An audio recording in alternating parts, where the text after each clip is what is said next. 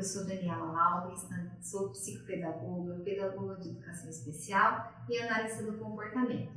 Eu vim falar com vocês um pouquinho sobre treinamento parental e trouxe para complementar a nossa aula, eu trouxe a Amanda Rezende, que ela está comigo fazendo esse acompanhamento há muitos anos. E a Amanda é também pedagoga. Pode se apresentar, Amanda. Olá, pessoal. Trabalho com a Dani já faz um bom tempo. Eu sou pedagoga, psicopedagoga. Também atuo como acompanhante terapêutico e atualmente estou aqui atuando na clínica lado a lado com a Dani. Bom, nós começamos o nosso treinamento de pais pensando muito como dentro da ciência estava explicando, né? Então, treinar pais é ampliar os cuidados para além do espaço clínico, né? É uma intervenção que acontece no dia a dia.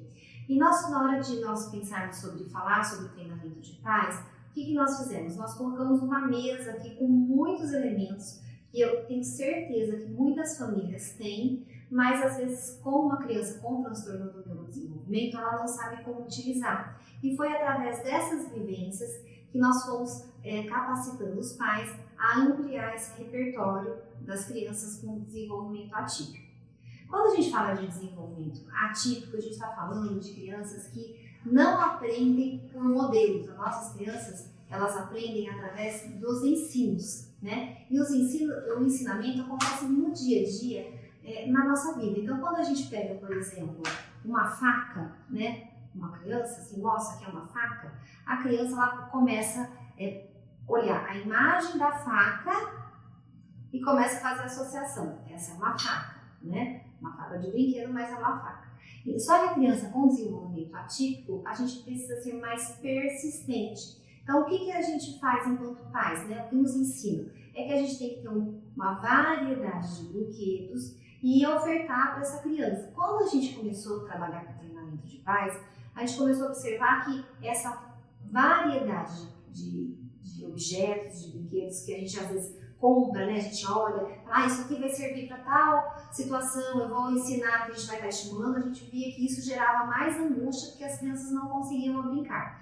Então a gente tem que entender que algumas habilidades para as crianças que estão dentro do espectro autista, né, ou crianças com transtornos do neurodesenvolvimento em geral, algumas questões têm que ser ensinadas. Então, o primeiro comportamento que a gente vê é o contato visual, né? Então, a gente sempre fez assim, atividades que a criança olhasse no nosso olho. Porque algumas crianças não têm um contato visual empobrecido, que a gente chama de contato visual intermitente. Só que se a mãe não sabe sobre isso, ela acaba não entendendo, né, porque que a criança desvia esse olhar. Então a gente vai trabalhar com contato visual. Então o treinamento de pais ele vai de forma estruturada, ensinando os pais como fazer atividades da vida do cotidiano para que ela possa aprender esse repertório. Então a gente vai, não é simplesmente chegar lá, dar um monte de papelzinho, um monte de folhinha, mas é ensinar esses pais.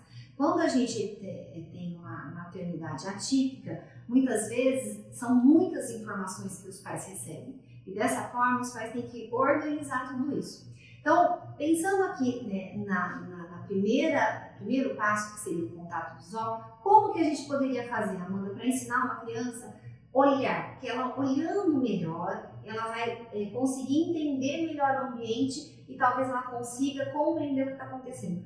Você sabe hoje como que a gente poderia fazer com uma criança? Eu acredito que se eu estiver trabalhando com uns brinquedos em casa, né, eu poderia chegar, pegar talvez assim, uma fruta e falar: olha, Fê, a maçã, olha, maçã.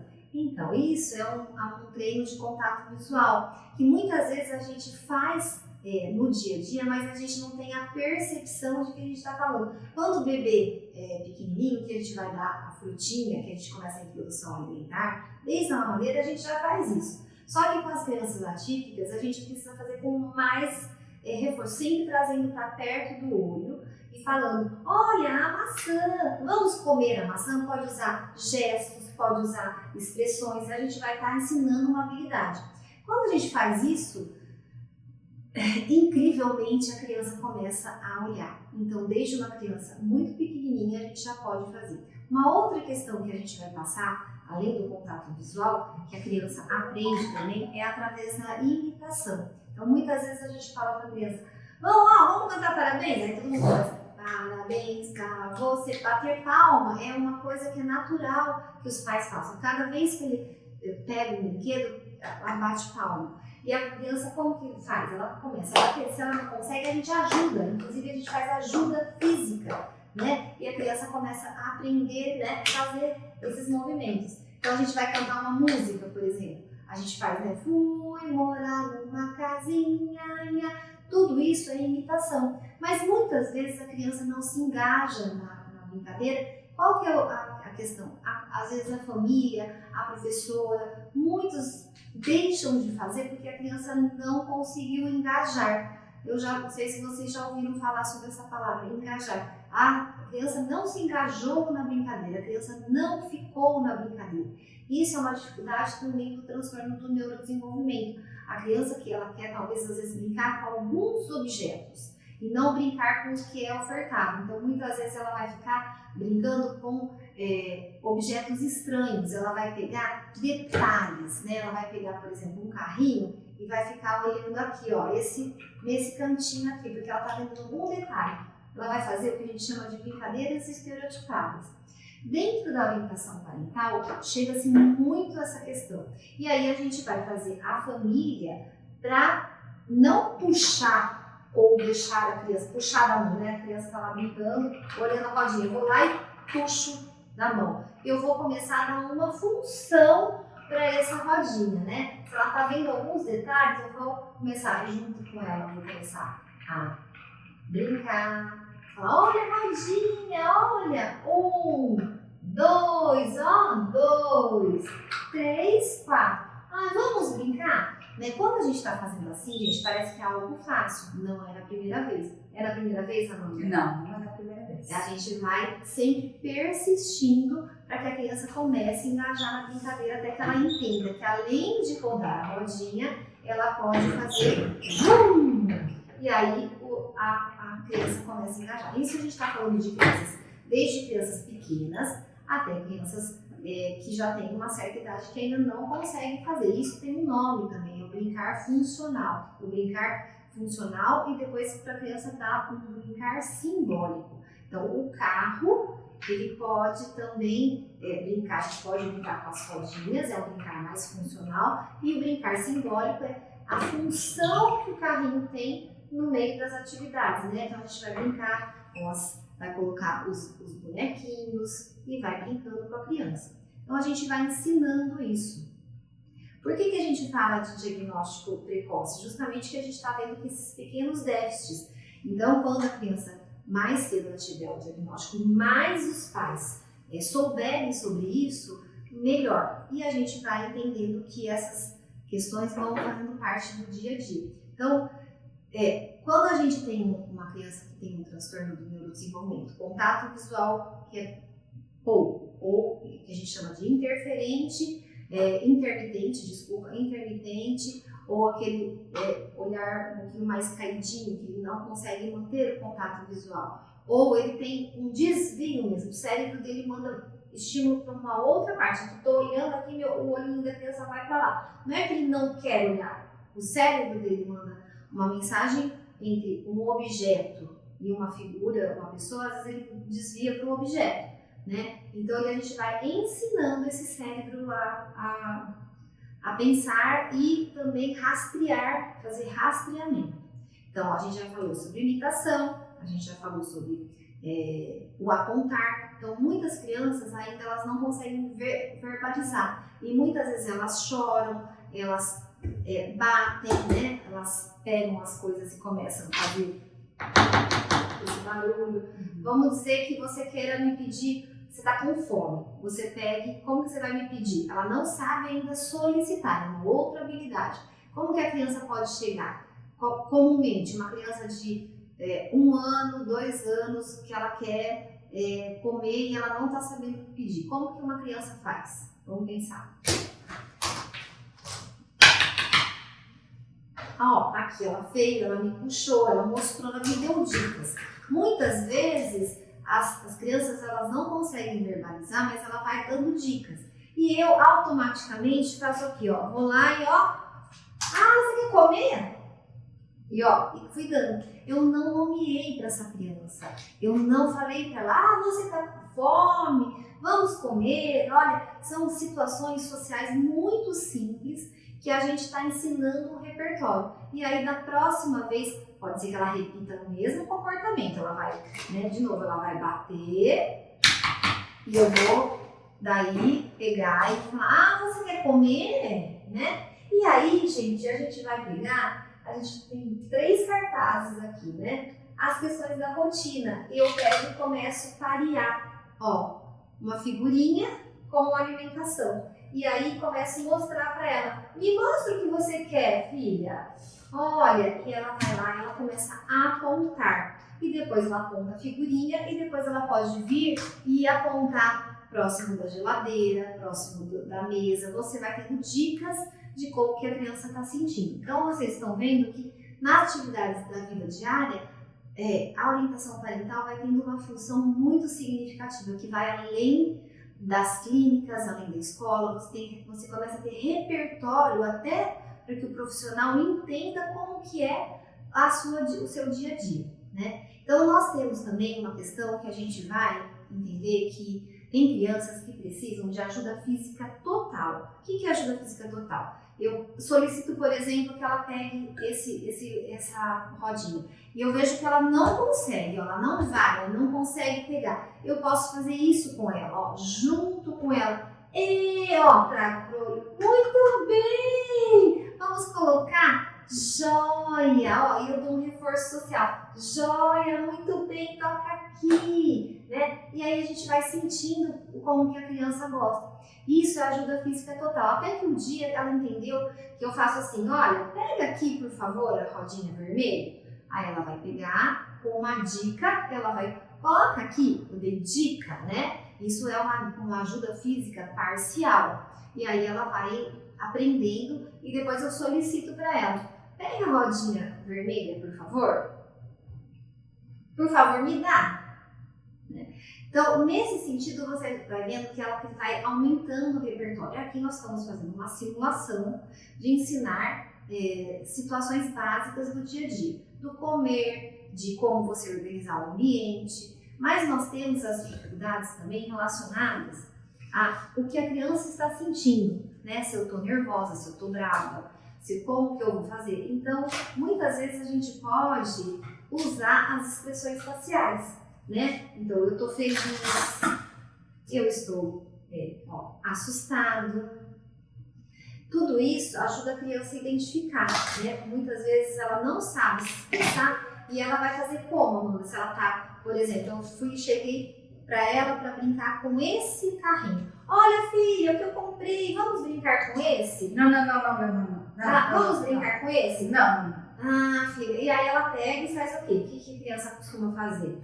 Ou empurra, ou joga, ou fala que não quer. E ela tá dando uma dica para mim. Ela tá falando que ela não quer brincar. E isso eu não vou desistir, né? Não é que eu vou desistir, mas eu vou tentar entender por que ela não quer. Talvez ela tenha medo de que ela não vai dar conta, talvez seja um brinquedo, por exemplo, ela não goste de trem, mas ela gosta de ônibus, então eu vou ter que entender o porquê que ela não vai querer, e aí eu vou mostrando para ela, né, olha filho, você está brava, né, você não gostou, então eu posso usar essas carinhas que vão demonstrando para ele, você ficou brava, você não quer, você ficou brava, né? E aí ele vai entendendo que tem outra forma. O que eu posso dizer? Eu trago para ele, né? E vou falar, você quer esse ou você quer esse aqui?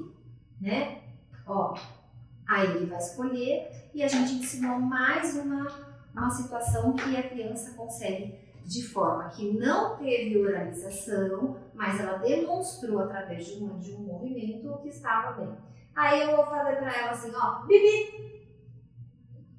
Ó, ela já melhorou o contato visual, ela já consegue ficar sentada esperando, ela já está olhando para mim, qual que é a chance de ela repetir? Olha filho, o ônibus, o que faz? Bibi.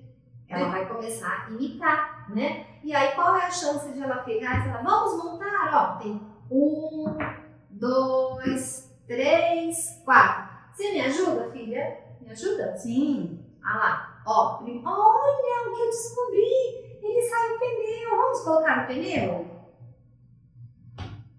Ó, ajuda física total. O pneu, o outro pneu, onde que vai? Vamos dizer que ela não engajou, que ela quis só o pneu e ela não quis mais fazer isso. Qual é o comportamento que a criança vai ter? Ou ficar olhando, ou fazer jogando, né? Aí a gente vai colocar algumas questões que a gente fala dos combinados. As crianças que têm transtorno do neurodesenvolvimento precisam de pistas visuais, né? Esse X aqui, socialmente, ele já tem um sentido de proibido e o checklist de o que pode. Então, aos poucos, a gente vai colocando, né, o que deve ser feito. Então, que não precisa bater, ele pode o quê? Falar, ou ele pode mostrar o que ela quer. Então, a gente vai trabalhando com as pistas visuais e isso vai tendo um maior ganho. E quanto mais a mãe entender sobre isso, melhor vai ser para o desenvolvimento dessa criança, tá? Então, as pistas visuais, né, atividades, os combinados, as rotinas, fazem parte do treinamento parental. Inclusive, a gente costuma construir com cada família esses materiais, porque cada família tem uma rotina. Então, a gente vai assim, adaptando a orientação parental para cada ambiente. Algumas coisas são genéricas, outras questões são mais específicas da criança, né? Isso também vai servir para o desfraude, isso vai servir para tomar banho. A gente vai segmentando as situações sociais para que eles possam aprender. Então, isso ajuda a gente a organizar melhor e entender e aproveitar as situações de casa, né? E tem uma outra questão que eu gostaria de falar que ajuda muito, tanto na terapia quanto na escola, que é isso aqui, avaliação funcional ou tabela ABC, antecedente, comportamento e resposta. Se a gente sabe que estava lá, então vamos pensar que a minha filha, né, a Amanda, está lá brincando porque ela já gostava de rodinhas, né? Ela gostava de rodinhas, eu já ensinei ela que as rodinhas têm outras funções, mas de repente ela está lá brincando com a rodinha, eu chego e vou lá pegar o pula pirata e falo para ela, vamos brincar com o pirata, mas eu não avisei ela que pula pirata pula, né? Eu falo para ela, vamos guardar, ela já aprendeu que ela pode guardar, mas ela não entendeu que o pula pirata ainda pula. Então, de repente, eu pego o pula pirata, coloco a espadinha, vamos filha, vamos lá, ó, põe aqui. Né? Muito bem, né? A gente está falando de crianças pequenas, mas isso serve para muitas crianças, adolescentes, jovens trabalhar com a previsibilidade. Eu preciso avisar ela que o pula-pirata, ó, pula e que ele faz um barulho.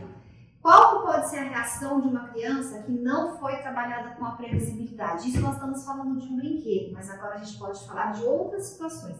Se eu for para o shopping, que tem muita gente, eu não avisei. Se eu for para compras, eu não avisei. Não trabalhei com antecedente. E aí ela vai ter o quê? O comportamento, como que vai ser? Um comportamento interferente. Ela vai ter um choro, ou ela vai gritar, ou ela vai jogar. Então, o que eu vou fazer? Ela começa a ter esse comportamento muito repetidamente. Eu uso a tabela funcional para isso. Eu começo a anotar o dia, a hora, né? A situação, não estava brincando de carrinho, estava brincando de carrinho. Fui lá e peguei o pula-pirata. O que aconteceu? Ela chorou, ela bateu, ela saiu correndo, ela ficou emburrada e eu vou começar a anotar. Se de repente eu tô lá, ela tá lá brincando com o carrinho, né? Ela tá lá brincando com o carrinho, eu pego ela e não aviso, vou para casa da avó ou vou pro shopping. O que vai acontecer no shopping? Né? Vai ficar irritado, vai ficar bravo, porque não dei o antecedente. Eu não consegui trabalhar com a previsibilidade. Só que ainda não tenho ideia disso. eu começo a notar. Quando eu for fazer uma análise dessa função, eu vou conseguir entender o que está acontecendo. É o barulho do shopping? É porque tinha muita gente no shopping? É porque eu tirei ela da situação social que estava confortável e ela não conseguiu permanecer? Então, são várias situações que a gente vai trabalhando com a tabela ABC que a gente consegue entender o que está acontecendo com a criança. E aí, quando a gente vai chegar no médico, nas terapias, a gente consegue já ir entendendo o que aconteceu com essa criança. Então, vocês observam que o treinamento de pais ele tem uma função de compreender a criança e os pais também compreender. O que você acha, o que você tem na sua vida que trouxe para você o treinamento de pais? Amanda, você que tem uma filha, eu também tenho um filho dentro do espectro, a Amanda também tem. O que você acha com esses modelos, o que trouxe para sua vida? Com treinamento de pais, hoje a minha filha tem 12 anos, fui diagnosticada aos 3 anos, né? E hoje eu trago a reflexão que às vezes eu não sabia brincar, eu não sabia ter o brincar funcional. Então, quando eu entrei na sessão, eu pude ver também as terapeutas simulando uma brincadeira ou simulando ali uma atividade de vida diária, isso trouxe um conforto de como eu poderia fazer essa intervenção dentro de casa, mas de um jeito natural, né? Então, muitas das vezes, ela tinha hiperfoco em chuva, então eu falava, olha o barulho do trovão, vamos tampar o ouvido, e fazia uma brincadeira com ela de tampar o ouvido. E aí eu utilizava essas estratégias que a gente ia aprendendo, né, no ambiente ali, no treinamento, para aplicar dentro de casa. E muito me ajudou a rotina, porque eu dava previsibilidade para ela do que ia acontecer no dia. Muitas das vezes a rotina era quebrada, né, por causa da correria da mãe, mas muitas das vezes a gente também seguia essa rotina. E isso ajudava porque minimizava muitas crises, porque às vezes ela estava com um objeto de interesse, ou às vezes ela estava no hiperfoco que ela gosta, e quando a gente quebrava aquilo para, às vezes, levar para casa da avó, né, ou às vezes para ir no shopping, isso gerava um transtorno muito grande. Então, quando eu comecei a entender que ela precisava de uma previsibilidade, isso funcionou muito, né? Então, a gente observa que o treinamento de pais, né, qual que é a definição prática disso, né? É uma orientação estruturada, hoje a gente está com vários objetos, a gente não é uma orientação, mas é trazendo assim o tema, né? Quando a criança, quando a família evolui, a criança também evolui. Quando a gente traz esse tema para abordar, hoje não é sobre ensinando, mas é dizendo para vocês, engajem na orientação parental, né? Porque a definição de orientação parental é uma orientação estruturada, então tudo isso que a gente está fazendo no modelo é feito de forma estruturada, né? Para que os pais possam ensinar os filhos dentro das ações cotidianas. Então ela é uma psicoeducação, ela é uma forma de uma comunicação e também o que é mais importante é cuidar do cuidador, porque se a mãe está bem e consegue entender o que está acontecendo, gerenciar o comportamento daquele filho, ela começa a entender e ficar mais tranquila. Então isso traz o que? Engajamento para que ela possa conversar com a escola, conversar com a família e entender que não é simplesmente ou uma birra, mas o que é uma desregulação, o que é uma birra, o que é uma dificuldade que está ali na situação social. Então, gente, eu deixo aqui para vocês um pouquinho da nossa história da orientação parental, da importância de vocês se engajarem, da importância de vocês solicitarem para atenção básica, para o SUS, seja numa clínica, seja através de aulas, que esse engajamento traz uma liberdade e traz um cuidado para o cuidador. Então fica aqui nossos agradecimentos, agradeço a Amanda por ter participado, a gente não conseguiu imaginar uma outra forma de demonstrar a importância do treinamento parental. Até mais, um abraço, tchau, tchau.